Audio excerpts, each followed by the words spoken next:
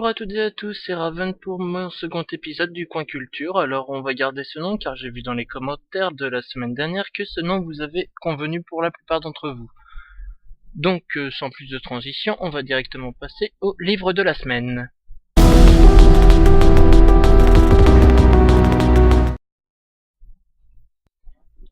Alors le livre de cette semaine a été écrit par un auteur que ceux d'entre vous qui suivent mon let's play sur Clive Barker's Ending reconnaîtront sûrement car il s'agit de Cabal, écrit par justement ce même Clive Barker qui a designé ce jeu.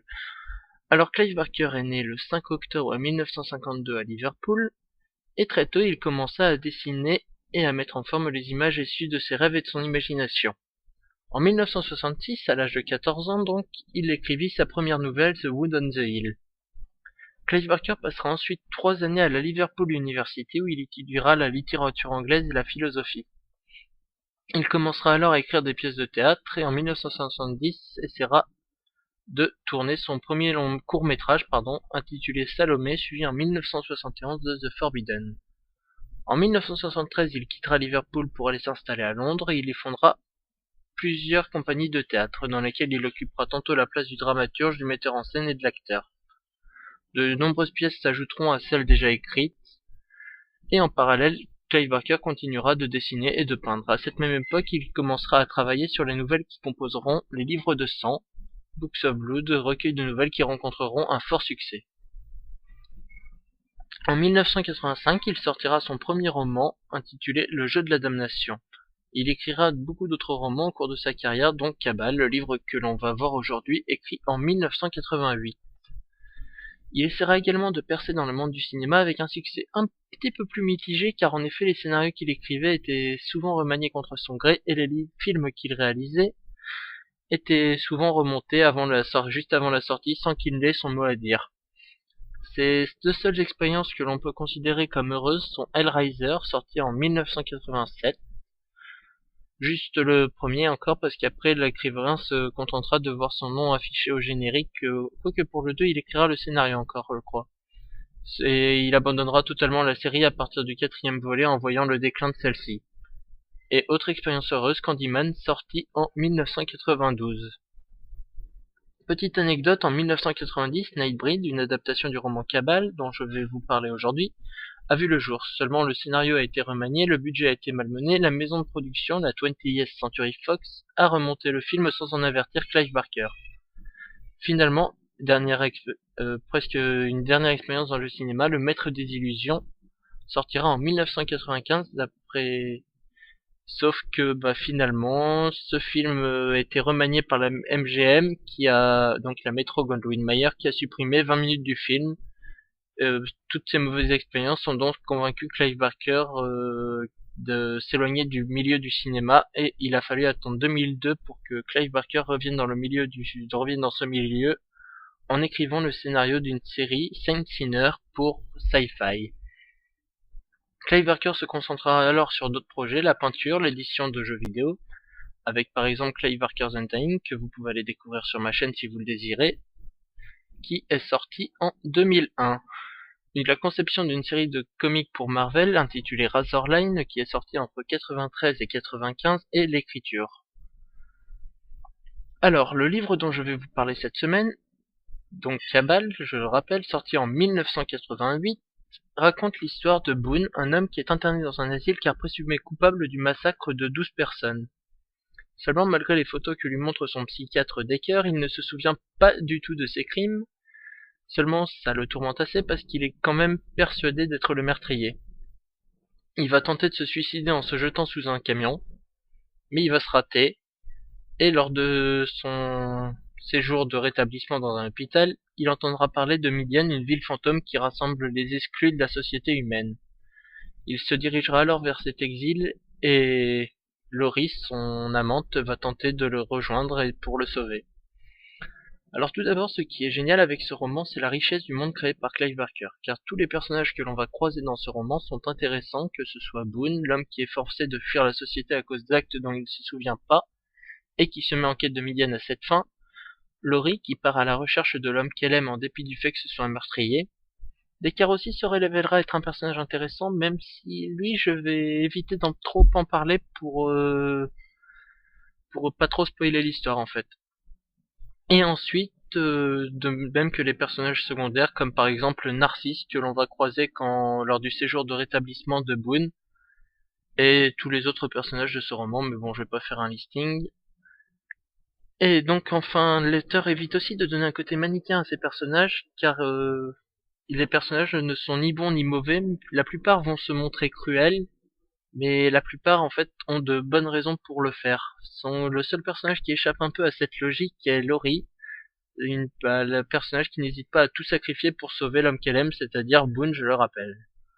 Et donc ce roman est un des meilleurs romans de Clive Barker à mon sens, et donc je pense que je voudrais entendre quand même parler de Clive Barker dans d'autres épisodes du Point Culture, que ce soit pour les films ou pour les livres. Et donc on enchaîne de suite sur le film de la semaine.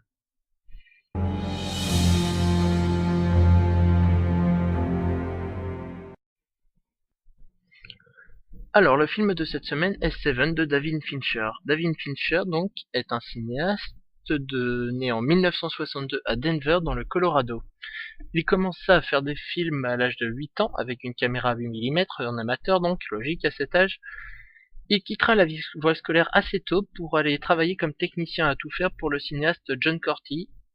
Puis ensuite, il travailla chez ILM, donc une boîte créée par George Lucas, de 1980 à 1984, où il participera à des films comme Star Wars 6, La Revanche du Jedi, Le Retour du Jedi, oh la honte, et où Indiana Jones et le Temple Maudit, si je me souviens bien. Puis, il se mit à la réalisation de publicités et de clips avant de faire son premier film Alien 3 en 1992. Oui, je sais, on ne peut pas tous avoir de bonnes premières expériences dans le domaine du cinéma, mais Alien 3 c'est un cas un peu particulier parce que le scénario a été énormément remanié en cours de réalisation, et les producteurs ont voulu à tout prix remonter le film à la fin, donc le film sorti ne correspondait pas vraiment à sa vision à lui, et il n'a pas vraiment eu les mains libres pour ce film. Donc première expérience quand même assez mitigée. Mais ensuite, sa seconde expérience a tout de suite mieux passé, car il a réalisé Seven en 1995, et là, tout de suite, ça s'est quand même un peu mieux passé. Il sortit à peu près ensuite, si je me souviens, une dizaine de films à peu près, si mes souvenirs sont bons, et puis il continue de travailler sur de nombreux clips ou publicités. Publicité, je suis pas sûr. Par contre, clips, ça, j'en suis certain, il continue de travailler sur des clips. Son expérience dans le domaine de la publicité et des clips lui permet d'ailleurs d'être considéré actuellement comme un réalisateur assez visuel, car il connaît assez bien les techniques qui lui permettent d'obtenir l'image qu'il veut, que ce soit en matière de photographie, de direction artistique ou de post-production. Donc on va tout de suite s'intéresser au film. Donc Seven, je le rappelle, est sorti en 1995. Ce film a raconté l'histoire de l'inspecteur Somerset, inspecteur bientôt en retraite, donc qui, pour sa dernière affaire, va être amené à collaborer avec le jeune inspecteur David Miles, qui est destiné à le remplacer quand il sera parti en retraite. Et donc ils vont collaborer sur une affaire où le meurtrier met en scène ses crimes en s'inspirant des 7 péchés capitaux. Donc pour en revenir à ce que j'ai dit au sujet de David Fincher et de ses compétences en matière de photographie. Donc on peut préciser que tout le film, à part le segment final, mais là je vais pas en parler, est filmé avec une espèce de filtre sépia qui donne on a l'impression que le film est presque en noir et blanc. Ça renforce quand même relativement bien le sentiment d'oppression qui règne d'un bout à l'autre du film. Ensuite, les acteurs sont absolument géniaux, que ce soit Morgan Freeman dans le rôle de l'inspecteur sur la fin qui espère que sa carrière aura servi à quelque chose, Brad Pitt dans le rôle du jeune inspecteur qui est plein d'illusions, illusions qu'il va perdre assez vite au cours du film d'ailleurs, et Kevin Spacey dans le rôle du tueur persuadé de délivrer son message. Enfin, le dernier avantage de ce film est son scénario, qui est quand même relativement bien ficelé, et la fin risque d'ailleurs d'en surprendre plus d'un. Donc ce film est quand même un classique du cinéma qu'on peut considérer comme policier. Enfin lui c'est un peu un mix entre policier et horreur quand même, parce que les scènes de crime certaines sont quand même assez recherchées, on va dire. Et donc ce film montre le talent que possédait David Fincher, car je le rappelle, ce n'est que son deuxième film, et pourtant celui-ci possède quand même une réalisation hors du commun. Et donc on passe sans transition à la chanson de la semaine.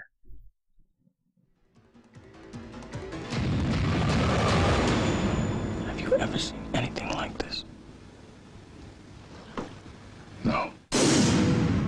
7.